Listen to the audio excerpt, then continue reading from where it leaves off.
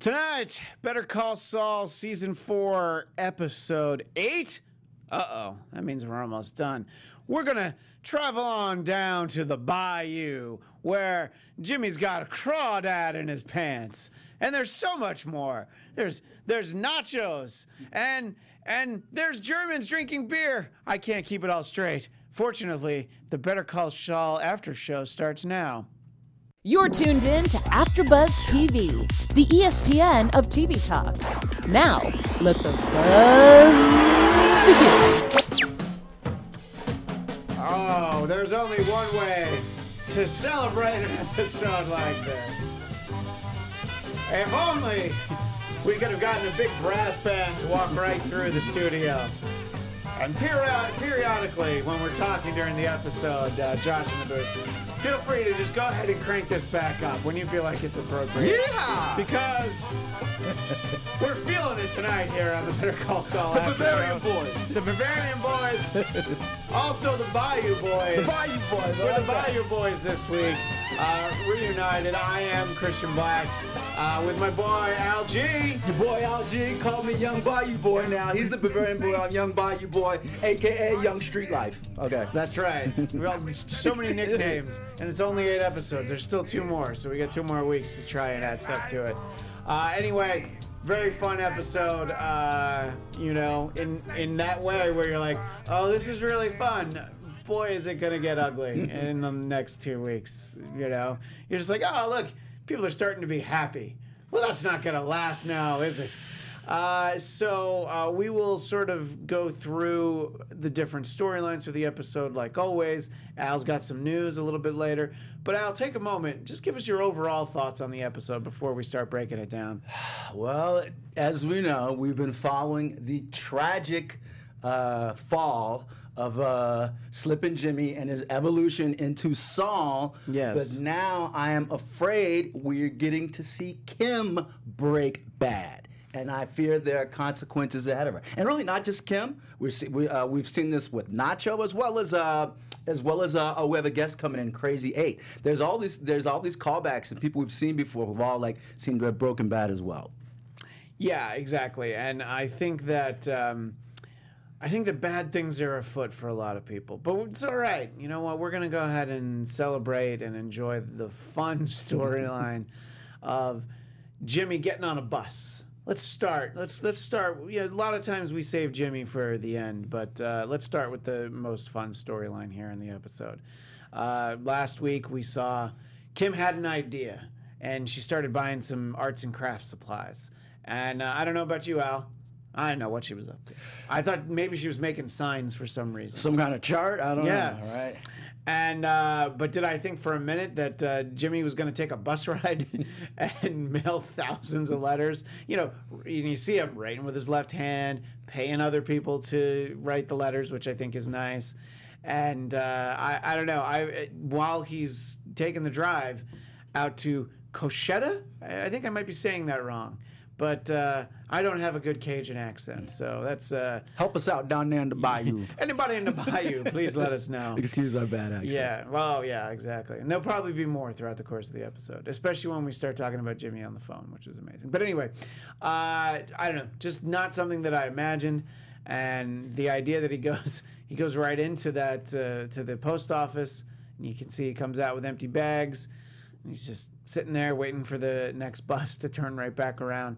What do you think of Kim's plan, which we'll really break down in a minute, but just sort of, what did you think, Al? Kim's plan is classic, and we always know Kim had a bit of that hustler buried deep inside her, as opposed, because, you know, she's done a couple of scams, lightweight scams with Jimmy just for fun, you know?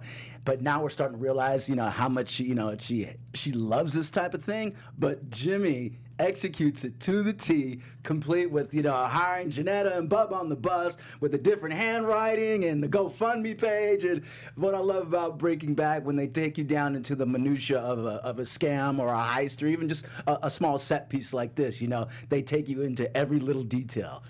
Yeah, and Jimmy knows the importance of outsourcing for something like this. You know, he's got the roll of cash for people on the bus.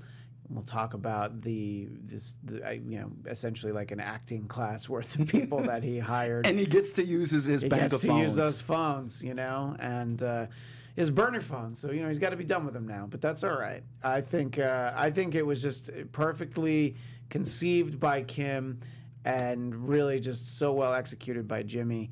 And this is what happens when they're on the same page and they can actually work together. Clicking. But some nice loving at the end. That's what happens. That's what happens. But it was a little bit surprising, I would say, because you can kind of feel the vibe. It's not going there. Yeah. But I think that has a lot more to do with Kim just being focused in the moment, and she's just like, until that thing is realized, we see her with the headphones on, and she's barely even acknowledging that Jimmy's there, and just like, nah, whatever, you eat, who cares, And I think that that's just who she is. She needs to get this job done, and the way she reacts when it's all over, doesn't say anything to Jimmy, just manhandles him in the stairwell. Jimmy has no complaints.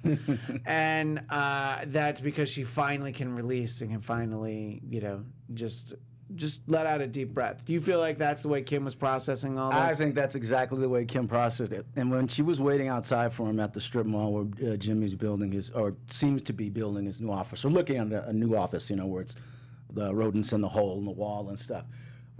Kim is a sexy woman, but she's sexy without trying to be sexy. She still has like that good girl, smart girl thing. But there was something about the way she was leaning against the wall, man. She was smoking that cigarette. I was like, oh, it's about to be on. Yeah, she just looked really sexy. Yeah, and Jimmy's like, what's going on here? Yeah.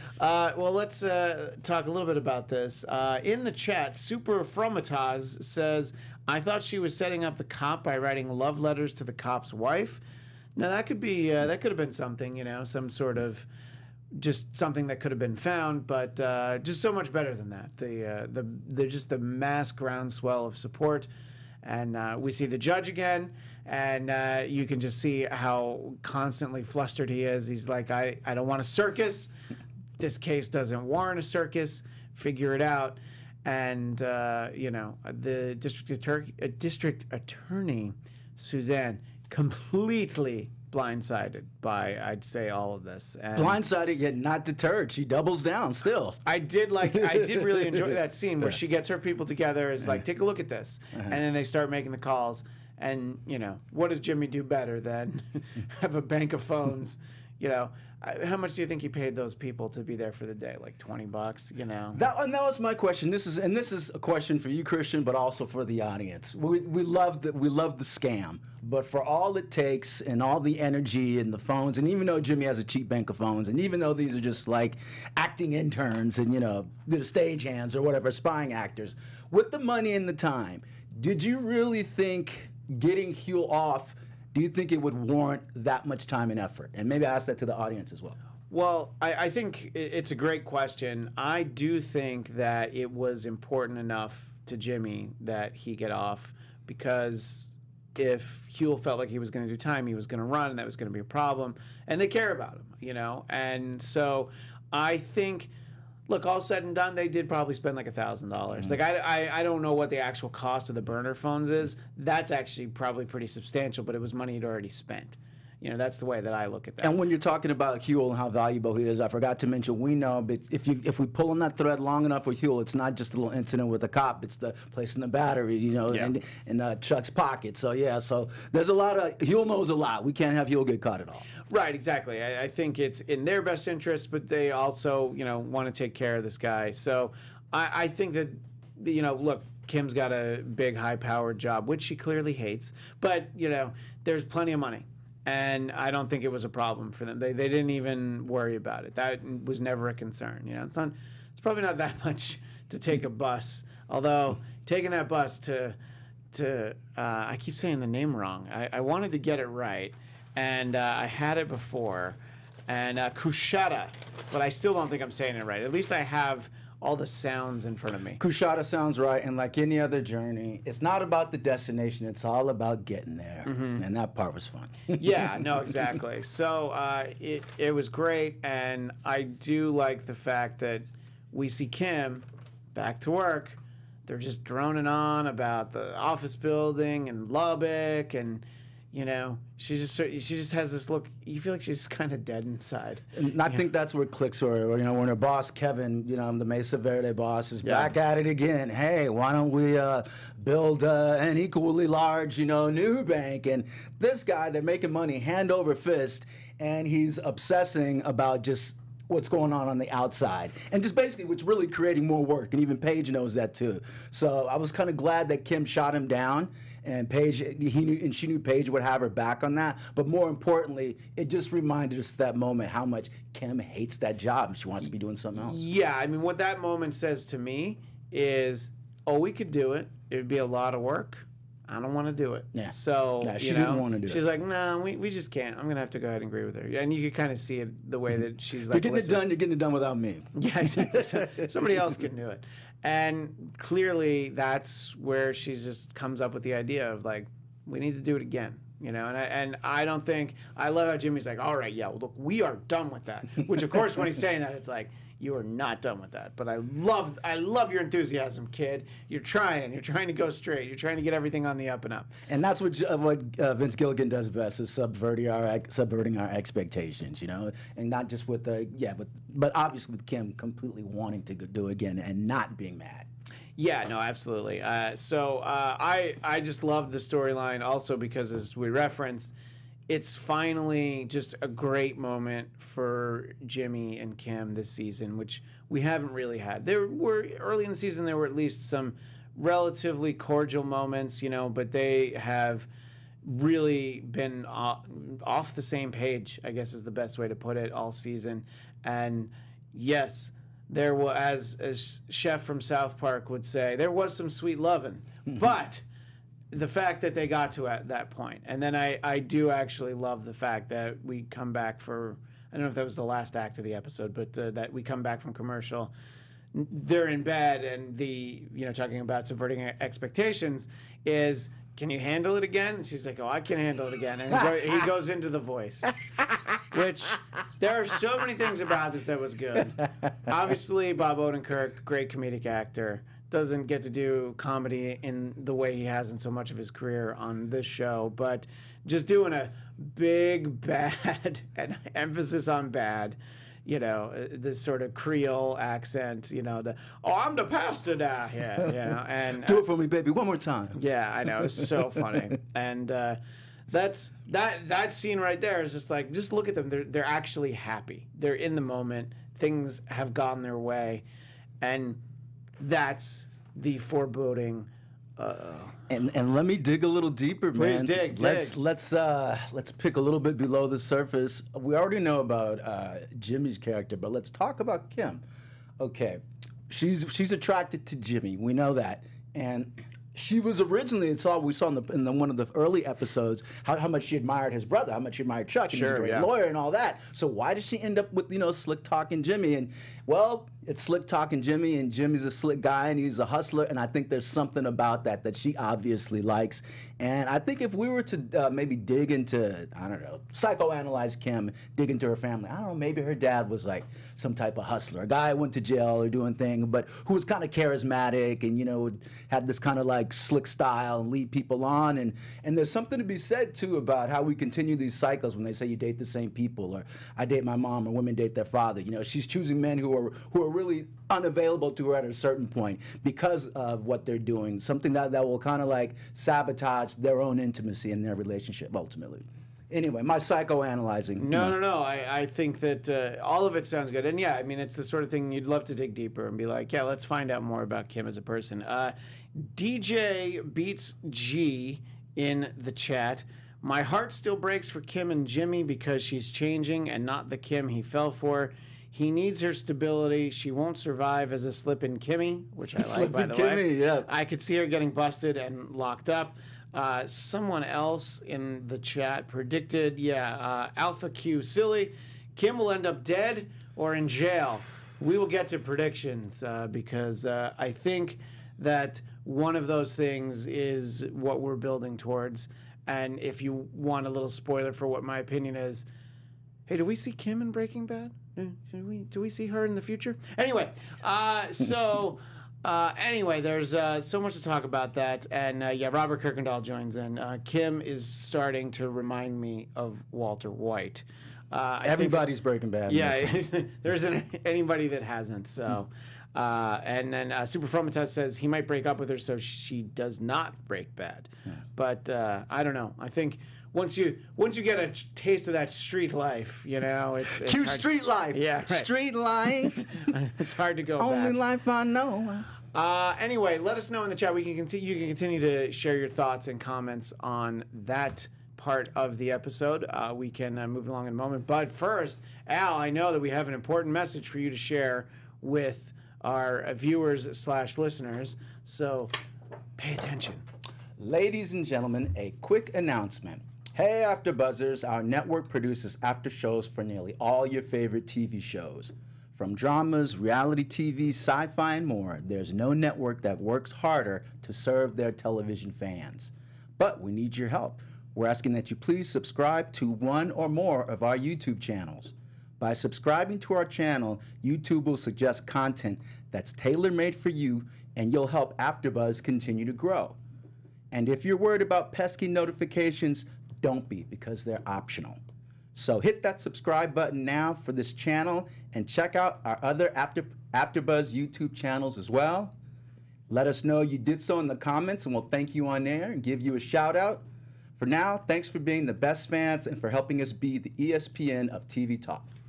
Interesting that you mentioned that, because in the chat, Mark K says that he always listens to the podcast of our show. This is his first time joining in the live chat. Thank you, Mark. And he says you should change the slogan to the Bleacher Report of TV talk. But I think ESPN is sort of a bigger brand recognition. That's like if you're saying we're the Coca-Cola of TV talk, and you're like, why don't you say that you're the Shasta-Cola of TV talk? But I do like the way you're thinking, and I appreciate and to throw on a disclaimer, Christian, by the way, you hosted a great show last week without me. Oh, did I? Yes, you did.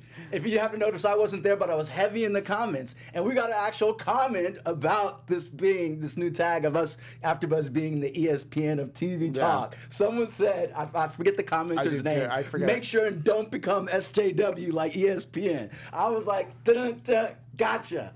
Duly noted. We don't get political here. We have our own political opinions. This guy also, the Trump show over here. As you say, you can check out the Trump Report tomorrow at 4 o'clock Pacific. But if even mentioning the Trump Report has you triggered, welcome to the Better Call Saul After Show. It is a safe space. However, watch your wallet, because that's how we roll. We go up to the line. We might bend the line, but we don't go over it. Super Curio points out in the chat, the first time Jimmy and Kim hooked up, it was after their first scheme. It was so appropriate that another scheme helped Kim get past Jimmy's issues. Some fresh excitement was what she needed. Sure, and what's always going to happen with this sort of thing is it is going to all come back down to earth when you realize, like, oh yeah, but you can't always run the schemes. And also, the schemes have consequences, especially Jimmy. He's basically... He's sort of like Danny Glover in Lethal Weapon. He's like this close to retirement. He's this close to coming back.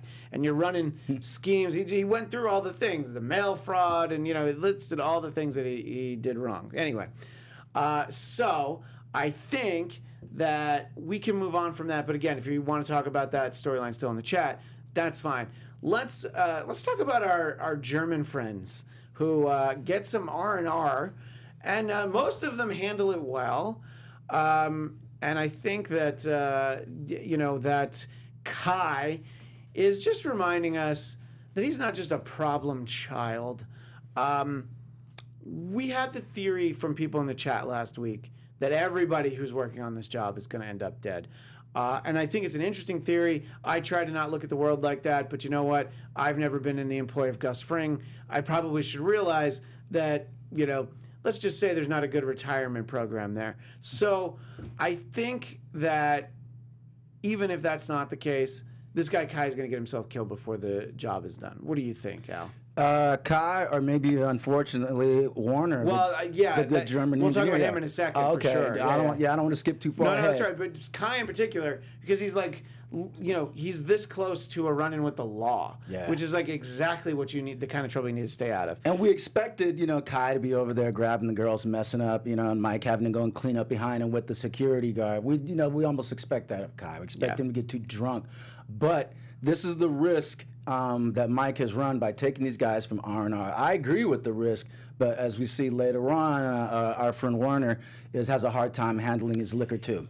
Yeah, and I mean, what I love is just the way that Mike steps in, and you know, and the guy, the bouncer's like, "Who are you?" He's like, "I'm the guy that's going to take care of this," and he just starts peeling off money, and he's like, "Is the girl all right? This is for her too," you know. And then of course I had the thought of that girl's never seeing that money. You know, yeah, that bouncer's I was just pocketing thinking that of money. people who work at strip clubs. Not that I go to strip clubs. It's just, you know, I've seen them in movies, and I think I know that that's how they. And what I operate. saw in movies, paying the guy extra, the manager, I thought that would, you know, bring the party back somewhere. I don't know. I thought the R&R was going to extend beyond the bar, you know. But hey, that's good enough. So we were talking about Werner's a little, you know, socialization, and it starts when Mike's still there at the bar. The guy mispronounces Hefeweizen. I think they both mispronounce it, but I guess if the German guy thinks he knows how to say it. So that already was one of those things where, like, you know, what are you doing buying drinks for people? You're like, And makes it a point to correct him. yeah, Like, there's no reason you have to have this interaction. You are definitely very memorable. We're supposed to be way below the radar. This is not why we're out. This is why we're supposed to stay locked up forever, for all this time. And I think that I had a different theory than you did, and let me know in the chat if you agree with this. I feel like Werner was interested in the Hefeweizen guy, and I thought that when he bought him the drink, and then when we see him back there at the table, and I don't know what the relationship is with the two guys. Maybe no one in this equation is gay. I just got the vibe that Werner was trying to sort of leverage this situation by like, oh yeah, let me talk about what I do best. I'm going to talk about some fancy, you know, design skills. Let me tell you some architecture. And maybe you don't agree with that theory, but clearly he was just being way too familiar with the locals. and Christian, I'm going to tell you why you hit that exactly on the head, because guess what? Warner wasn't in there with the stripper with the girls. Where was he? Right, chose exactly. not to be with the He ladies. did not want to be with the ladies, you know. And I mean, I get it. Look, the strip club was very loud. Mike's not in there either, but that's also because Mike's not there to party. Okay. Yeah. But yeah, so he's drawing diagrams and like discussing like how do you do this big excavation with so much concrete, and he's basically like laying out, you know, their entire plan that's supposed to be like undercover, and ultimately Mike has to come read in the riot act. Jeffrey Townend. I almost called you Jeffrey Townsend. Sorry, Jeffrey Townend. No way Werner is gay. All right. It's my theory. We'll see. We got a couple more weeks. And Super Fromataz, very vocal in the chat this week. I appreciate this. For all that money, they could have rented a suite and gotten strippers to come over instead of going out in public. Isn't that what I said? Sure, but the expectation wasn't that they were going to have to spend so much money bribing the bouncer. But yes, absolutely. In hindsight, yes, Justin Reyna points out Werner said he's married, and this is the first time he's away from his wife. And sometimes when you're out on the road, you know, you're looking for something different. You go to a strip club. Are you going to go for the stripper that looks just like your wife? Probably not. So take it a step further. You have a wife at home. Do you have a gentleman friend at home? No, you don't. So maybe you're interested in something different. Look, these are just theories. It's all right. This is why this show's so much fun, because we're just talking. Ladies and gentlemen, if you want to know about the birds and the bees and everything in between, Christian right here, man. Also, Jeffrey Townsend just chimes in. The older you get, the less strippers interest you. Sure. I guess so. I guess so. But, you know, let's hope I never get that old. Anyway, so the takeaway here is that, as Mike describes it, he has with Werner the come to Jesus moment where he's like, yeah, this can't happen again. Also, I don't think they should do more R&R. Like, this is the lesson learned here. You got this one. We're not going to do it again. You know, I mean, maybe we will bring something in, you know, a magician, you know, something that's less potential for trouble. But I think that, you know, clearly he ran the risk of jeopardizing the whole operation, but Mike stands up for him, vouches for him for him to Gus, and says he's gonna be all right. But always, I got my eye on him, because Mike's got his eyes on everybody. which is definitely the way to run this kind of operation. Yeah, and clearly Gus knew about Warner stepping out of line too. Mike didn't even have to bring it up. Well, I'm sure that Mike had brought it up previously. You know what I mean? I feel like before they met, he just sort of gave him a report because Mike's there to make sure that Gus knows everything that's happening, any potential problems, and to know that you certainly know that that's happened. You're not going to keep that from him. And there's eyes and ears everywhere. Even when Mike steps out, they got their bodyguard there. So something's always going to get back to Mike, and something's always going to get back to Gus. Justin Rainier says he must be into Mike also, too. I mean, Mike's not necessarily his type. He's a handsome fellow, but he's of a certain age, very intense. Some guys aren't into that, all right? So maybe he wants what I understand they call a twink. I don't know. I don't know what he's looking for, all right? Hey, I don't know. He's like, they're out. It's R&R. You got to get back into the cave. Whatever it takes to keep you focused. The key point, the takeaway from the end of this, though, is that Mike explains to Gus some of the setbacks that they've had, and that at this point, they're way behind schedule. They're only about the halfway point. So Gus seems to be okay with that, but let's not have anything else happen. Let's not have them fall behind again, which I feel like both of those things are probably going to happen. The idea that there's the rock that's the problem is going to require some blasting. So there's a lot of things that they need to really overcome. And I think it's not at the point where it's trying Gus's patience, but if every time he gets an update, it's, well, now we're even this much further back, these guys are misbehaving even more, I don't think he's going to give Mike too much slack on this. Where do you think Gus is at, sort of with the assessment of the situation right now? And along those lines, do we have less faith in Warner as far as we know he's a capable leader and capable engineer, but as far as logistically keeping things on track and keeping things on time, is he a good taskmaster? Maybe we have less faith in him, Jeffrey Townend in the chat. Wedding bells for... let me read these in the right order. Squirrel Egg says, Gus is single. Jeffrey Townend says, wedding bells for Warner and Gus. And now Squirrel Eggs chimes in, I'm shipping those two. So if you have any fanfic, I don't want to read it, but you go ahead and write it, and you can post a link online. It was always my theory that Gus lost his lover in the very beginning. He was murdered by, the big Salamanca, by the big cartel boss. But that's my thing. Well, there's a lot of theories there's theories to go around. But speaking of Salamancas and speaking of Gus, we should indeed talk about our boy Nacho, which is where the episode starts off. And, he has to get a little bit more hands-on with the handling of the collection. That's the first scene in the episode, I believe.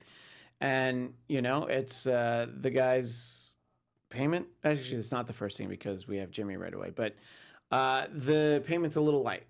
And we're going to make it better next week. And then Nacho's guy's like, you're goddamn right you are. All right. And then I sit there. So Nacho's like, come on over here. And, oh my God, he pulls his damn earring out. I figured he was going to hit him, maybe do the old slam the head into the desk. No, he pulled the earring out. But the interesting thing, Nacho does that. That guy doesn't flip out. He doesn't freak out. He's like, all right, I had that coming because I need to now make up the money that I didn't pay, and I'm going to have to pay it with interest. It's more like, thank you, sir, may I have another? What do you think about Nacho in that moment? I love that, and it's also the same message that he delivered to a Crazy 8, because we see now Crazy 8's working below him, like where he used to be. And really, he was saying Crazy 8's the ones who to discipline him, because he had to discipline Crazy 8 the first time we see him come back, and he was late or light on the payment. Nacho has to whoop his ass, send him a message. No, it's not personal, it's business. He comes back to work for him, and I think he felt that obviously that Crazy 8 should have been the one delivering the message. But it's the same message. And just getting back to the whole Breaking Bad theme, I brought up these two guys. Those characters are very similar to me. Nacho, he used to work for his dad. He loves his dad. He seems like a good kid. He probably got him this drug thing on the side. Same thing as Crazy 8. We saw Crazy 8's dad owned like a furniture store and used to work for his dad. Gets into hustling on the side, and we see an evolution of both these guys eventually break bad, and it's kind of sad, really, when you think about it. Yeah, so we follow Nacho home. Couple of girls waiting for him. Throw Hey. some money at them. You want to smoke with us? He's not interested. But he's got the girls on the couch who get money thrown to them. So, you know, life can't be all bad, I guess. Here's some drugs. Here's the pookie pipe. Live it up. And he looks longingly at some fake IDs for Manitoba, which is indeed in Canada. So interesting things afoot there. And because I want to make sure we get to news, I'll just sort of pick up where we see Nacho again at the end of the episode. He gets to meet Eduardo. And the interesting thing with Eduardo Salamanca in the kitchen is he's cooking up some food. He offers it to him. And what does he say? He says, "You're going to die." So interesting. Interesting choice of phrase. And Eduardo says, "I'm here to lend a helping hand to make sure the business is running in order. It's going to be like I'm not even here." Meanwhile, it's the loudest scene in the entire episode. Maybe one of the loudest things I've seen on television in months. So what do you think about Eduardo? Do you think that Nacho's not even going to know he's there? I think that they've been telegraphing this for a long time. Those of you who've been following the internets, there's been this theory about this guy Lalo, and he says it kind of under his breath, but that's his nickname, Lalo Eduardo. That's who that is, and that's set me up totally for my news segment. We'll get into how that was foreshadowed. But more importantly, what I liked about the scene though too is, okay, who is this guy? Is he one of Gus's guys? Is he Salamanca? Well, the guy says it's, when he's talking about his cooking, says it's a family recipe. And then Nacho goes, "Oh, Salamanca family recipe." Right. He's like, bam. So we know immediately who he's from, who he's there, and he's basically there to watch over and perhaps, you know, displace Nacho. Obviously, not a good thing. And his presence is going to be felt, and it's going to be not only a thorn in a Nacho's side, but perhaps in Gus's side too. Well, I think that basically, that right there, that's where the episode ends. And because it does tie into the news, and because we have less than 3 minutes, let's get right to the big news segment. AfterBuzz TV News. Let's get into the news, everybody. Oh, real quick, I was in the comments last week. 2 things. Shout out to agreeing, I believe it was Corey, a couple of other people, but Corey said, "Al, do the segment, the news segment where you recap these reoccurring characters." So we're going to continue along that theme. We'll get through that through the rest of the season. Absolutely. And then also shout out to the person who told me the word I was thinking was project, when you're thinking of another flaw that somebody else has that you're pointing out. You're projecting. All right, so let me project this onto you right now. Okay, if you look at the monitor, we see a picture from episode 8, season 2, where Jess and Walt